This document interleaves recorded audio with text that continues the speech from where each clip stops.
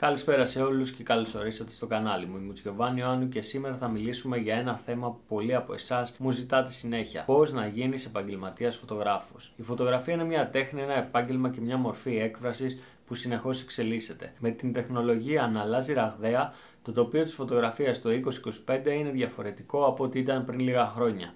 Αν όμως έχεις το πάθος και τη θέληση να εξελιχθείς, τότε είσαι στο σωστό μέρος. Με αυτό το βίντεο θα σου δώσω πρακτικές συμβουλές και πληροφορίες για να ξεκινήσεις ή να αναβαθμίσεις την καριέρα σου ως επαγγελματίας φωτογράφος. Θα αναλύσουμε όλα τα βήματα που χρειάζεται, από τον εξοπλισμό και την τεχνική σου μέχρι πώς να προωθήσεις τη δουλειά σου και να χτίσεις το προσωπικό σου brand. Ετοιμαστείτε λοιπόν να μάθετε όλα όσα πρέπει να γνωρίζετε για να ξεχωρίσετε σε αυτό το ανταγωνιστικό πεδίο. Αν είσαι έτοιμος να κάνεις το πάθος σου επάγγελμα, πάμε να ξεκινήσουμε. Ας μιλήσουμε για τον εξοπλισμό για αρχή. Πολλοί πιστεύουν ότι για να γίνεις επαγγελματίας φωτογράφος χρειάζεσαι το πιο ακριβό εξοπλισμό. Η αλήθεια είναι ότι αυτό δεν ισχύει. Το μυστικό είναι να ξεκινήσεις με τα βασικά και να επενδύσεις στρατηγικά όσο προοδεύεις. Ας μιλήσουμε για την κάμερα που χρειάζεσαι. Η επιλογή της κάμερας εξαρτάται από το είδος φωτογραφίας που θέλεις να κάνεις. Αν για παράδειγμα σε ενδιαφέρει η φωτογραφία πορτρέτων, μια DSLR ή mirrorless κάμερα με δυνατότητα εναλλαγής φακών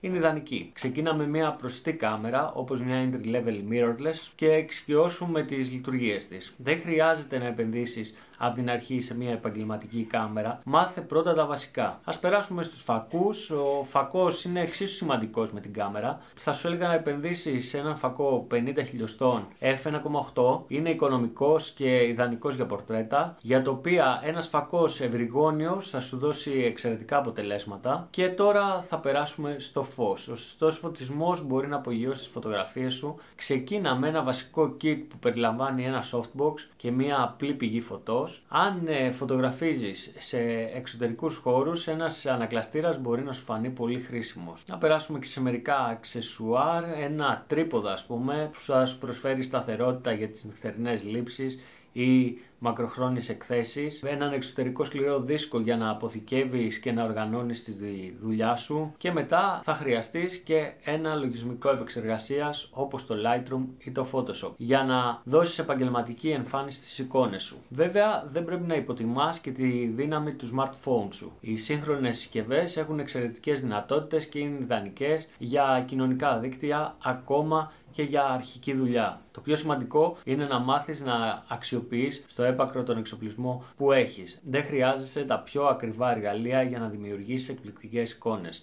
Χρειάζεσαι δημιουργικότητα και γνώση. Η τεχνική τώρα είναι η βάση της φωτογραφίας. Ανεξάρτητα από τον εξοπλισμό σου, αν δεν γνωρίζεις πώς να χειρίζεσαι σωστά τις ρυθμίσεις και το φως, οι εικόνες σου δεν θα έχουν το επιθυμητό αποτέλεσμα. Ας δούμε τα βασικά που πρέπει να κατανοήσεις. Τα τρία στοιχεία που είναι ο πυρήνας της φωτογραφίας και καθορίζουν την έκθεση και την αισθητική κάθε εικόνας είναι το διάφραγμα, το κλίστρο και το ISO. Πάμε να δούμε για το διάφραγμα. Καθορίζει πόσο φως εισέρχεται στο φακό και επηρεάζει το βάθος πεδίου. Για παράδειγμα, χαμηλά F, π.χ.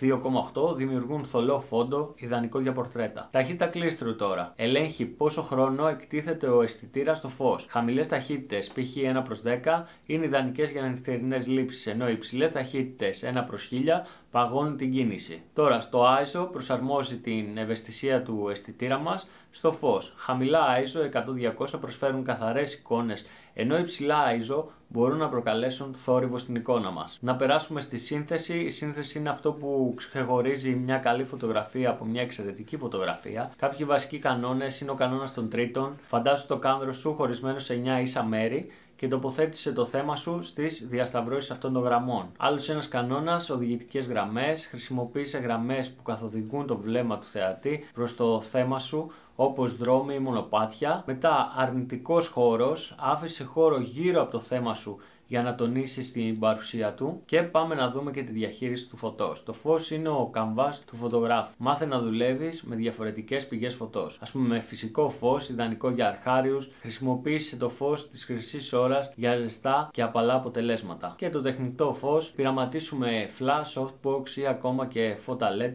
για να δημιουργήσεις συγκεκριμένες ατμόσφαιρες. Η θεωρία είναι χρήσιμη, αλλά η πράξη είναι το κλειδί. Βγες έξω και φωτογράφησε, δοκίμασε διαφορετικές ρυθμίσεις, παίξε με το φως και εξασκήσου στη σύνθεση. Μη φοβάσαι να κάνεις λάθη. Είναι μέρος της διαδικασίας μάθησης. Η τεχνική σου θα βελτιωθεί όσο περισσότερο εξασκείσαι. Θυμήσου, κάθε μεγάλος φωτογράφος ξεκίνησε από το μηδέν. Η τέχνη της φωτογραφίας δεν είναι μόνο η τεχνική. Είναι και η έκφραση. Το προσωπικό σου στυλ είναι αυτό που θα σε ξεχωρίσει από τους υπόλοιπους φωτογράφους και θα σου δώσει τη δική σου ταυτότητα στον χώρο. Το στυλ είναι ο μοναδικός τρόπος που βλέπεις τον κόσμο μέσα από το φακό σου. Είναι ο συνδυασμός της τεχνικής σου, της αισθητικής σου και των θεμάτων που επιλέγεις να φωτογραφίσεις. Σκεφτείτε το σαν την υπογραφή σας που θα αναγνωρίζουν οι άλλοι στη δουλειά σας. Δοκίμασε διαφορετικά είδη φωτογραφίας όπως πορτρέτα, τοπία, αστική φωτογραφία ή ακόμα και φρυμμένη τέχνη. Μέσα από αυτή τη διαδικασία θα ανακαλύψεις τι σου ταιριάζει περισσότερο. Παρακολούθησε τη δουλειά διάσημων φωτογράφων για να αντλήσεις έμπνευση. Πρόσεξε όμως να μην αντιγράφεις. Απλώς χρησιμοποίησε τις ιδέες τους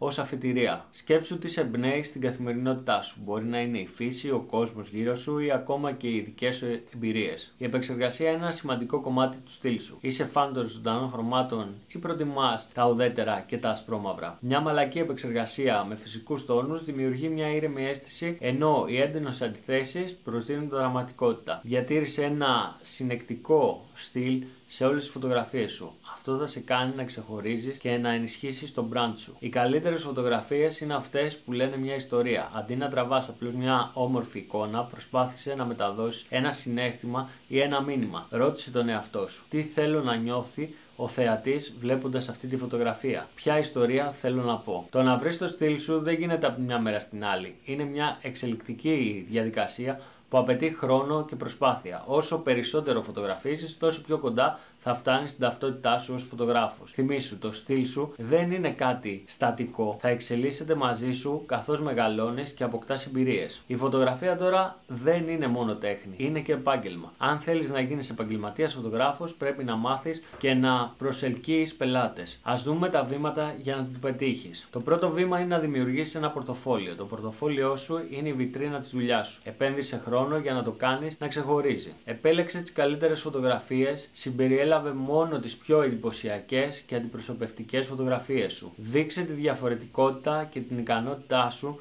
σε διάφορα είδη φωτογραφίας. Χρησιμοποίησε πλατφόρμες όπως το Wix, ας πούμε, για να δημιουργήσεις μια καλοσχεδιασμένη ιστοσελίδα. Και μην ξεχνάς να αξιοποιείς τα social media. Τα μέσα κοινωνικής δικτύωσης είναι το πιο ισχυρό εργαλείο για να προβάλλεις τη δουλειά σου. Ας πούμε, το Instagram είναι η καλύτερη πλατφόρμα για φωτογράφους. Ανέβαζε τακτικά, χρησιμοποίησε hashtag και αλληλεπίδρασε με το κοινό σου. Ακόμα και στο TikTok μπορείς να δείξεις τη δουλειά σου και να έχεις παρουσία. Καλό είναι να συμμετέχεις σε τοπικές εκδηλώσεις ή φωτογραφικές ομάδες. Συνεργάσου με άλλους δημιουργούς όπως γραφίστες, βιντεογράφους ή make-up artist. Στείλε δείγματα της δουλειάς σου σε περιοδικά, blogs ή πρακτορεία. Και μην ξεχνάς ότι πρέπει να προσεγγίσεις πελάτες ενεργά. Μην περιμένεις να έρθουν οι ευκαιρίες, δημιούργησέ τες. Στείλε email με το πορτοφόλιό σου σε πιθανούς πελάτες όπως brand, μοντέλα ή επιχειρήσεις. Αν προσπαθείς να μπεις στο χώρο των γάμων, προσέγγισε ας πούμε ένα ανθοπολείο ή κάποιον άλλον που ξέρεις ότι ασχολείται με γάμους. Προσέφερε τις υπηρεσίες σου αρχικά σε προσιτές τιμές, αλλά μην το παρακάνεις. Και μην ξεχνάς ότι πρέπει να φτιάξεις ένα δυνατό brand. Η αναγνωρισιμότητα είναι το κλειδί. Λογότυπο και οπτική ταυτότητα. Δημιούργησε ένα μοναδικό λογότυπο και διατήρησε αισθητική στα social media και στην ιστοσελίδα σου. Ζήτησε από τους ευχαριστημένους πελάτες να αφήσουν κριτικές ή να μοιραστούν τη δουλειά σου. Και μην ξεχνάς ότι πρέπει να έχει συνέπεια και υπομονή. Η προώθηση είναι μια συνεχής διαδικασία. Δεν θα γίνεις διάσημος φωτογράφος σε μια νύχτα, αλλά με συνέπεια, επαγγελματισμό και σκληρή δουλειά, οι ευκαιρίες θα έρθουν σίγουρα. Ως επαγγελματίας φωτογράφος, η συνεργασία με πελάτες είναι ένα από τα πιο σημαντικά αλλά και απαιτητικά κομμάτια της δουλειάς σου. Για να διασφαλίσεις μια επιτυχημένη και μακροχρόνια καριέρα, πρέπει να μάθεις να διαχειρίζεσαι επαγγελματικά τη σχέση σου με τους πελάτες. Πριν ξεκινήσεις οποιοδήποτε project, είναι κρίσιμο να κατανοήσεις τι θέλει ο πελάτης σου. Συζήτησέ το και καθόρισε τους στόχους. Κάνε ερωτήσεις για να καταλάβεις το όραμά τους, το στυλ φωτογραφίας που επιθυμούν, ποιος είναι ο σκοπός των φωτογραφιών. Η σωστή επικοινωνία από την αρχή προλαμβάνει παρεξηγήσεις. Καθόρισε γραπτός τις λεπτομέρειες της συνεργασίας εργασίας, όπως το κόστος, το χρονοδιάγραμμα και τις παραδόσεις. Ζήτησε ένα μέρος της αμοιβής ως προκαταβολή ώστε να δεσμεύσεις τη συμφωνία. Κατά τη διάρκεια της φωτογράφησης, η εμπειρία που θα προσφέρεις είναι εξίσου σημαντική με το τελικό αποτέλεσμα. Φρόντισε να διατηρείς μια ευχάριστη ατμόσφαιρα, κάνε τον πελάτη να νιώθει άνετα, ειδικά αν δεν έχει ξαναποζάρει. Μερικές φορές τα πράγματα δεν πηγαίνουν όπως τα σχεδίασες. Μάθε να προσαρμόζεσαι στις συνθήκες, είτε πρόκειται για τον καιρό, είτε για αλλαγές στις απαιτήσεις του πελάτη σου. Η σωστή παράδοση τελικού έργου μπορεί να κάνει τη διαφορά. Παρέδωσε τη δουλειά σου την ημέρα που υποσχέθηκες ή ακόμα καλύτερα νωρίτερα. Εξασφάλισε ότι το τελικό αποτέλεσμα πληρεί τις προσδοκίες του πελάτη. Αν γίνεται, πρόσφερε μερικές επιλογές όπως εναλλακτικές επεξεργασίας. Ικανοποιημένοι πελάτες είναι οι καλύτεροι διαφημιστές σου. Ρώτησε τον πελάτη σου αν έμεινε ευχαριστημένος και ζήτησε feedback. Ζήτησε άδεια να δημοσιεύσεις τη δουλειά σου στα social media, αναφέροντας τον πελάτη. Και μην ξεχνάς ότι δεν θα είναι όλοι οι πελάτες εύκολοι στη συνεργασία. Αντιμετώπισε κάθε πρόβλημα με ψυχραιμία. Συζήτησε τις ανησυχίες τους και δείξε πρόθυμος να βρεις λύσεις. Ακόμα και αν προκύψουν διαφωνίες, διατήρησε την ψυχραιμία σου και μην αφήνεις τα συναισθήματά σου να επηρεάσουν τη συνεργασία. Η επαγγελματική προσέγγιση προς τους πελάτες σου είναι αυτή που θα σε κάνει να ξεχωρίσεις στην αγορά και να δημιουργήσεις μια πετυχημένη καριέρα. Η φωτογραφία είναι ένα ταξίδι που απαιτεί πάθος, υπομονή και συνεχή εξέλιξη. Αν ακολουθήσεις τα βήματα που συζητήσαμε, με σκληρή δουλειά και αφοσίωση μπορεί να χτίσεις μια επιτυχημένη καριέρα ως επαγγελματίας φωτογράφος. Μην ξεχνάς ότι η επιτυχία έρχεται με το χρόνο, αλλά το πιο σημαντικό είναι να απολαμβάνεις τη διαδικασία και να συνεχίζεις να μαθαίνεις. Ευχαριστώ που παρακολουθήσατε και αυτό το βίντεο. Αν σας άρεσε, μην ξεχάσετε να κάνετε μια εγγραφή, να αφήσετε το σχόλιο σας από κάτω. Μέχρι την επόμενη φορά, καλή τύχη στην φωτογραφική σας πορεία. Γεια σας!